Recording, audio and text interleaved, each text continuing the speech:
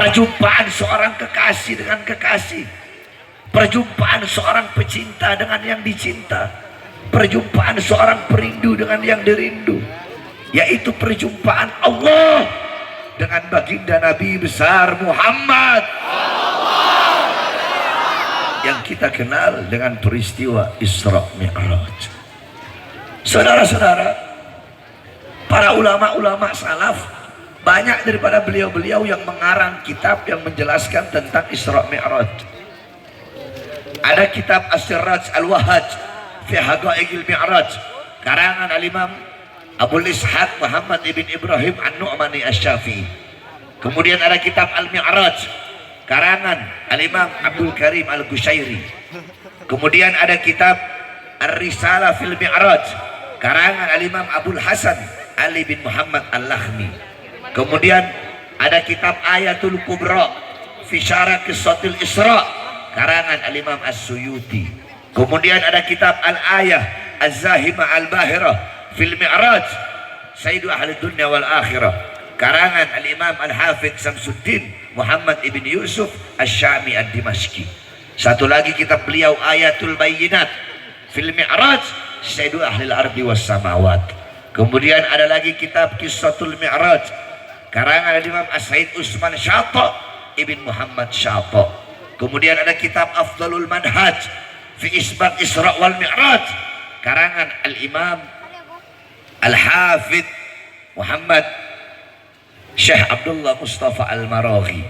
Kemudian ada lagi kitab Daw'us Siraj fi Fadli Rajab wa Qissah Al-Mi'raj karangan Al-Imam As-Said Muhammad Amin Al-Kurdi.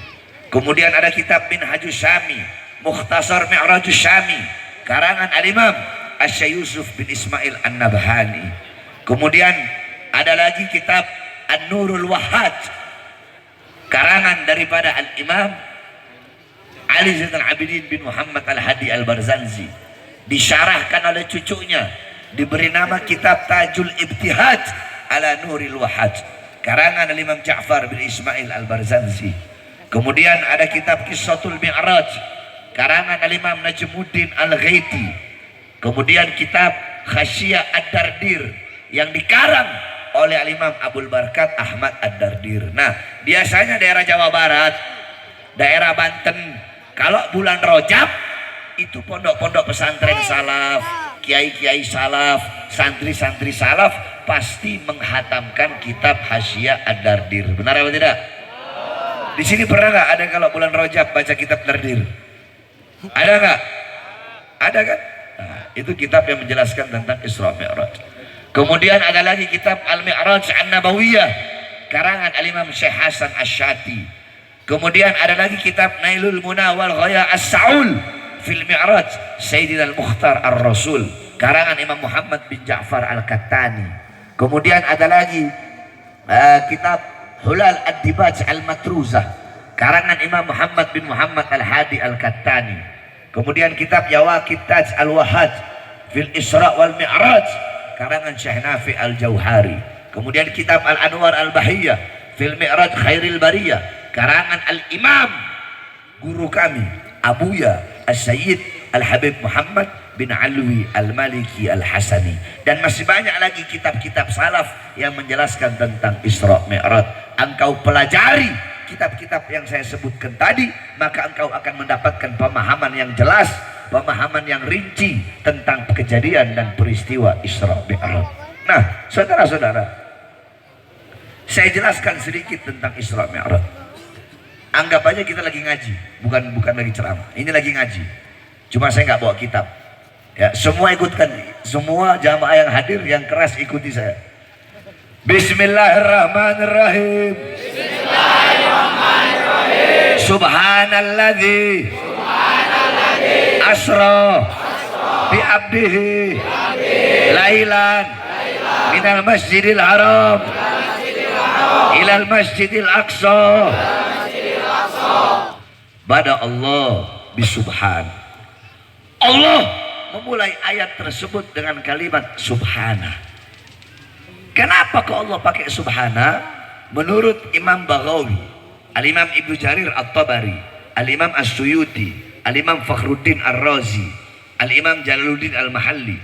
Beliau mengatakan setiap ayat Quran kalau ada kata kalimat subhana berarti itu menunjukkan sesuatu peristiwa, kejadian, perintah, hal, perkara yang luar biasa, yang penting, yang mulia, yang agung. Nah, ini ayat tentang Isra Mi'raj.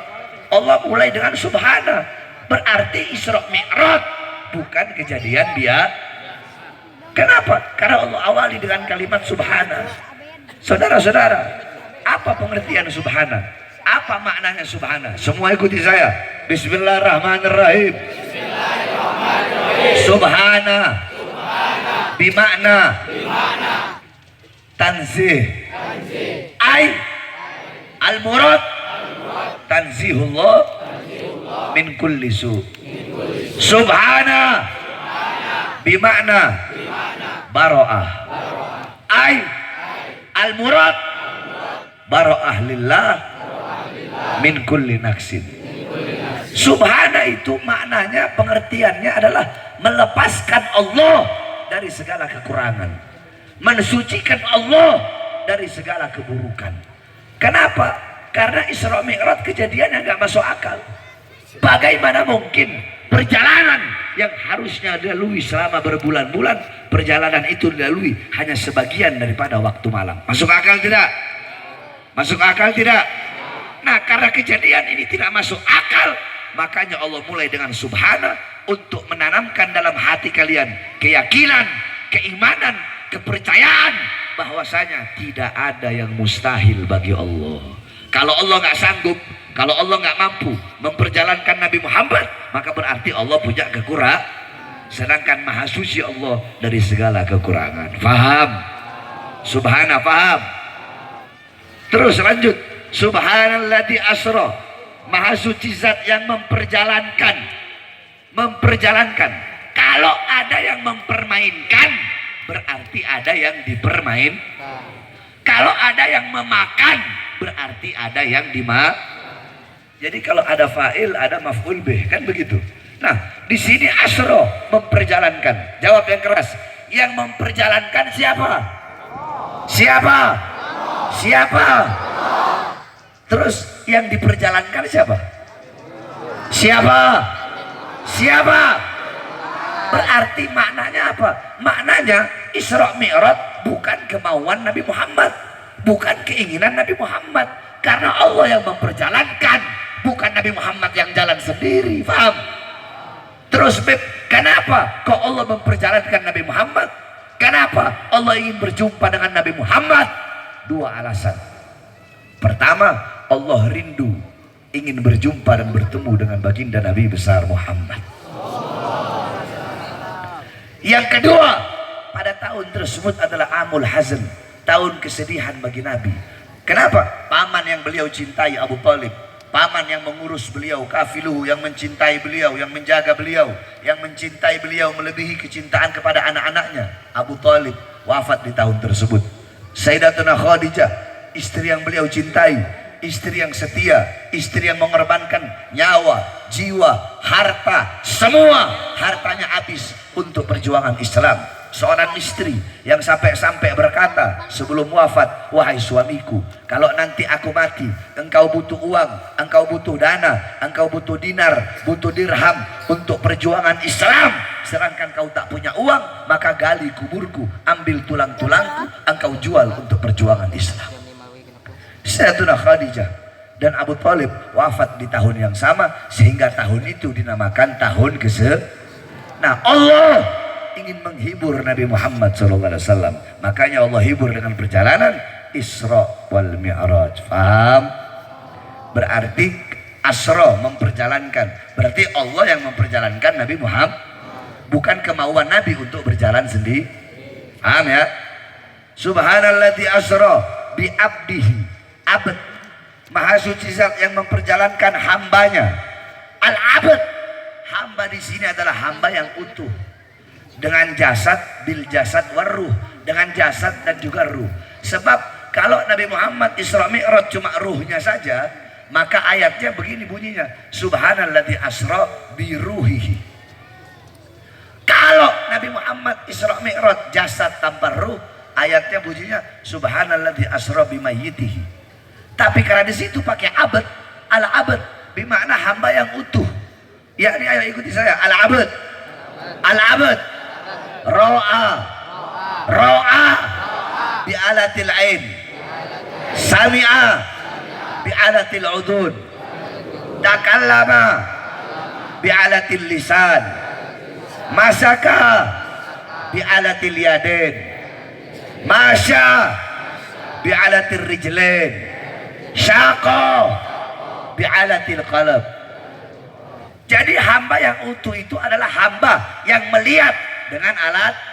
Jawab, melihat dengan alat, melihat dengan alat, mendengar dengan alat, berbicara dengan alat, menyentuh memegang dengan alat, berjalan dengan alat, merasa dengan alat. Apakah bisa ruh berbuat seperti itu? Coba ruhnya saja. Melihat pakai alat mata, ruhnya doang, bisa nggak? Atau jasad doang, bisa nggak melihat pakai alat mata? Berarti kalau melihat dengan alat mata, mendengar dengan alat telinga, berarti hamba yang dengan jasad dan juga ruh. Berarti Nabi Muhammad Isra Mi'raj dalam keadaan sadar, terjaga, jasadnya, ruhnya berjumpa langsung dengan Allah Subhanahu wa taala. Faham? Faham? Subhanalladzi asra bi abdihi lailan. Nah, di sini ayo santri. Lailan. Lailan isim nakira apa isim ma'rifat? Lailan isim nakira apa isim ma'rifat? Nakira. Tandanya apa?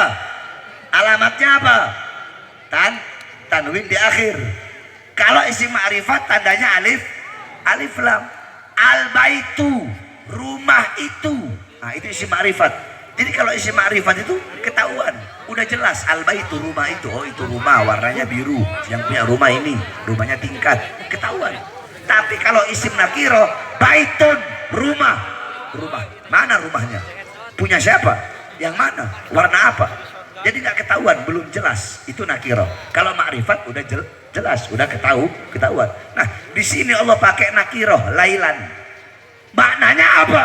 Bimakna taklil fi muddatil isra. Maknanya penyedikitan daripada waktu malam. Kalau Nabi pakai al-laila berarti satu malam penuh. Kalau pakai al-lail berarti Rasulullah Isra Mi'raj satu malam penuh. Di sini pakainya lailan, berarti belum ketahuan. Bisa aja 1 detik, bisa 1 jam, bisa 2 jam, bisa 3 jam. Yang penting nggak sampai satu malam penuh. Faham? Minal masjidil haram minal masjidil aqsa, dari tempat yang mulia ke tempat yang mulia, dari tempat yang baik ke tempat yang baik, dari tempat yang suci ke tempat yang suci. Sebagaimana dalam hadis qala Rasul la tushaddur rihal illa ila thalatha masajid, masjidil hada wa masjidil haram wa masjidil aqsa. Tidak ada bepergian yang lebih utama selain pergi ke 3 masjid, Masjidil Haram, Masjid Nabawi dan Masjid Aqsa. Nah, Nabi Muhammad beliau Isra dari yang tempat yang mulia ke tempat yang mulia, dari tempat yang agung ke tempat yang agung, sampai beliau Mi'raj berjumpa langsung dengan Allah. Untuk apa? Untuk menerima satu perintah yang mulia, untuk menerima satu perintah yang agung, satu perintah yang penting, perintah yang dimana ketika Allah memerintahkan perintah-perintah yang lain cukup melalui Quran. Contoh, ketika Allah perintahkan puasa cukup melalui Allah perintahkan haji cukup melalui Allah perintahkan sedekah cukup melalui. Tapi ketika Allah perintahkan perintah yang satu ini, perintah yang utama, perintah yang sangat penting, tidak cukup lewat Quran, Allah undang langsung Nabi Muhammad untuk menerima perintah tersebut. Apa itu? Sholat. Makanya sholat itu sangat penting, saudara-saudara.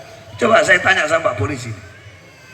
Pak Polisi kalau mau nyuruh anak buahnya perintah yang biasa-biasa, cukup lewat WhatsApp kan? Tapi kalau mau suruh perintah yang penting, atensi, nggak mungkin lewat WhatsApp. Hei, ayo kalian datang berjumpa dengan saya, ketemu langsung, baru dikasih perintah langsung, ya kan? Nah, begitu pun di perintah sholat. Perintah yang lain cukup melalui Quran, tapi ketika perintah sholat tidak cukup melalui Quran. Allah undang langsung untuk berjumpa, untuk untuk menerima perintah tersebut, karena begitu pentingnya sholat. Makanya jaga kau punya sholat, bapak-bapak, ibu-ibu. Perhatikan kau punya sholat. Jaga kau punya sholat, perhatikan. Sholat yang menentukan bahagia, bergembira, atau susahnya engkau dunia akhirat, yang menentukan adalah sholat. Selamat atau celakanya engkau dunia akhirat, yang menentukan adalah sholat. Mulia atau hinanya engkau dunia akhirat, yang menentukan adalah sholat. Beruntung atau ruginya engkau dunia akhirat, yang menentukan sholat. Yang menentukan engkau mati dalam keadaan baik atau dalam keadaan buruk, yang menentukan adalah sholat. Sholat menentukan engkau mati dalam keadaan husnul khatimah atau su'ul khatimah. Sholat menentukan engkau dalam kubur dikasih azab atau dikasih rahmat. Sholat yang menentukan engkau dibangkitkan dalam keadaan baik atau dalam keadaan buruk. Sholat yang menentukan di padang mahsyar engkau akan tenggelam dalam lautan keringat atau akan dinaungi dengan cahaya Allah. Itu semua yang menentukan adalah sholat. Sholat yang menentukan ketika melewati jembatan Shiratal Mustaqim, engkau akan selamat atau engkau akan celaka. Beb, saya nggak bisa sholat awal waktu, nggak bisa sholat awal waktu, sholat tengah waktu. Beb, nggak bisa sholat tengah waktu, nggak bisa sholat tengah waktu, sholat akhir waktu. Beb, nggak bisa sholat di masjid, sholat di rumah. Beb, nggak bisa sholat jamaah, sholat sendiri. Beb, nggak bisa sholat berdiri, sholat duduk. Beb, nggak bisa sholat duduk, sholat di. Yang penting jangan tinggalkan sholat. As-sholatu ra'sul ibadah. Semua ikuti saya. As-sholatu ra'sul ibadah. Sholat itu adalah kepala ibadah. Amal-amal ibadahmu yang lain itu ekor, kepalanya adalah sholat. Saya tanya, kepala ikut ekor atau ekor ikut kepala? Ekor yang ikut kepala. Berarti baik atau buruknya, sempurna atau tidaknya amal ibadahmu itu tergantung daripada kau punya sholat. Kalau sholatmu baik, sholatmu bagus, maka seluruh amal ibadahmu baik walaupun sedikit. Paham? Ibadahmu sedikit tapi sholatmu baik, maka seluruh amal ibadah yang sedikit itu akan jadi baik. Sebaliknya, amal ibadahmu banyak tapi sholatmu bolong-bolong, sholatmu rusak, sholatmu tidak sempurna, maka amal ibadah yang banyak itu juga akan rusak dan itu juga tidak akan sempurna. Paham? Ada satu cerita, ada seekor sapi. Ini sapi membanggakan dirinya. Ini sapi bilang, aku dagingku besar, banyak, manfaat dimakan banyak orang, setidaknya aku lebih mulia dari kambing. Kambing bilang, walaupun aku lebih kecil dari sapi, badanku juga dagingku bisa dimakan, sehat, susuku bisa diminum, setidaknya aku lebih mulia daripada ayam. Apa kata ayam? Walaupun kambing lebih besar daripada aku, tapi aku kalau subuh bangunkan orang sholat, dagingku bisa dimakan, kemudian telurku bisa jadi obat, bisa dimakan, setidaknya aku lebih mulia daripada seekor anjing. Kata anjing apa? Aku walaupun najis tapi masih bermanfaat aku. Aku masih bisa jaga rumah orang dari maling, dari pencuri, dari perampok, setidaknya aku lebih mulia daripada babi. Jadi sapi bilang sapi lebih mulia dari kambing. Kambing bilang kambing lebih mulia dari ayam, bilang ayam lebih mulia dari anjing, bilang anjing lebih mulia dari babi. Nah, apa kata babi? Babi bilang, ana syarrud dabbah, aku binatang yang paling buruk, binatang yang paling hina. Akan tetapi seburuk-buruknya aku, sehina-hinanya aku masih punya iman kepada Allah. Seburuk-buruknya aku, setidaknya kata babi, aku masih lebih mulia daripada orang yang meninggalkan sholat 5 waktu dengan sengaja. Jawab semua rame-rame, yang kompak, yang keras. Berarti kalau ada yang meninggalkan sholat 5 waktu dengan sengaja, siapa itu orang? Yang keras siapa? Siapa? Saya tanya, RT nggak sholat, RT apa? RT apa? RW nggak sholat, RW apa? Lurah nggak sholat, lurah apa? Kepala desa nggak sholat, kepala desa apa? Bupati nggak sholat, bupati apa? Camat nggak sholat, camat apa? Wali kota nggak sholat, wali kota apa? Gubernur nggak sholat, sholat gubernur apa? Menteri nggak sholat menteri apa? Presiden nggak sholat presiden apa? Ustadz nggak sholat ustadz apa? Polisi nggak sholat polisi apa? Tentara nggak sholat tentara apa? Kiai nggak sholat kiai apa? Habib nggak sholat habib apa? Pak Haji nggak sholat pak Haji apa? Santri nggak sholat santri apa? Orang tua nggak sholat orang tua apa?